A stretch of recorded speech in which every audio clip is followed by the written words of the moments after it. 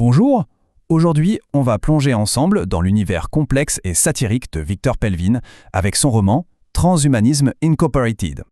Et voilà, tout le roman, mais vraiment tout, repose sur cette seule question, cette idée puissante.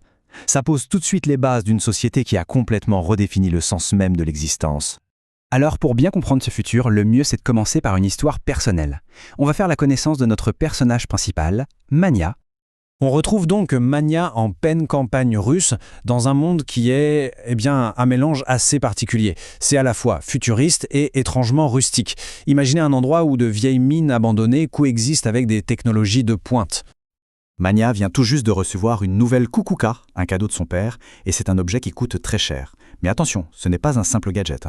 Cet appareil est littéralement au cœur du fonctionnement de toute la société. Et son lien avec l'élite vient de son père. C'est ce qu'on appelle un banquier. Ça veut dire quoi? Ça veut dire que son cerveau est conservé dans un bocal, qu'il n'a plus de corps, mais qu'il mène une vie virtuelle, perpétuelle. C'est là qu'on commence à voir se dessiner une toute nouvelle fracture sociale. Bon, maintenant qu'on a posé les bases, voyons comment cette technologie a carrément bâti une nouvelle structure sociale. Le monde est maintenant divisé en 3 classes, 3 castes bien distinctes. Les 3 branches du transhumanisme.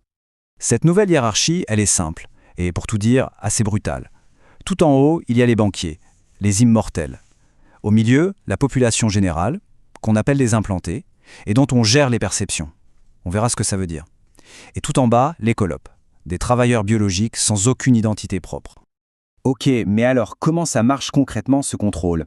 Pour le comprendre, rien de mieux qu'un exemple frappant. Retournons dans le monde de Mania.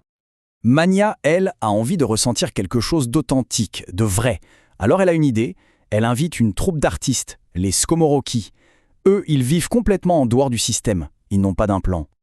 Et là, pendant leur spectacle, ils font quelque chose de totalement interdit.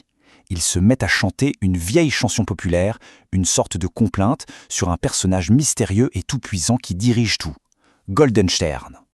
Il faut savoir que ce nom, c'est le tabou suprême. On l'appelle le mot Angers. Le simple fait de le prononcer est une infraction, et c'est la Kukura qui enregistre ça automatiquement. La sanction est immédiate. Le crédit social chute. Mais c'est là que c'est retors, il y a une faille dans le système, une sorte de life hack. On peut retourner la situation à son avantage en montrant publiquement son indignation quand quelqu'un prononce le mot Angers. Ça prouve la loyauté à la Kukuka, et hop, l'indice social remonte. Mania, évidemment, essaye de jouer le jeu, mais elle échoue lamentablement. Et c'est là qu'on comprend un truc crucial. Le système se fiche complètement de l'intention ou du contexte. La Kukuka, elle, a juste compté que Mania a dit le mot Angers 3 fois. Point. Pénalité appliquée. C'est purement algorithmique, totalement rigide.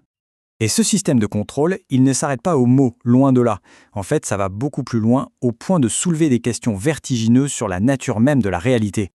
La philosophie qui sous-tend tout ça est assez simple, au fond. La réalité n'est qu'une construction de notre esprit, une sorte d'hallucination créée par des impulsions électriques. Et si c'est le cas, alors le cerveau est incapable de faire la différence entre un signal qui vient du vrai monde et un signal simulé. Du coup, la source du signal n'a plus d'importance. C'est comme ça que le contrôle devient absolu. Voilà comment ça marche. La Kukuka scanne tout ce qui se trouve dans le champ de vision, elle envoie les données à l'implant dans le cerveau, et là l'implant libère des produits chimiques pour, en quelque sorte, rétroéclairer la perception. En gros, ça rend les choses plus ou moins belles, plus ou moins désirables en fonction de qui a payé pour ce rétroéclairage. Les sentiments ne sont plus personnels, ils sont sponsorisés. C'est le père de Mania qui lui donne la clé de tout le système avec une phrase terrible. Il lui dit « Pourquoi lire les pensées quand on peut les écrire ?» Tout est dit. Le but n'est pas de surveiller les gens, c'est de créer de toutes pièces leur expérience du monde. Et ça nous laisse avec la grande question du roman, la question qui reste en suspens. Si on peut écrire la réalité, si chaque pensée, chaque sentiment peut être programmé, alors qu'est-ce qui est encore réel? À ce stade, la frontière entre l'authentique et la simulation a tout simplement disparu.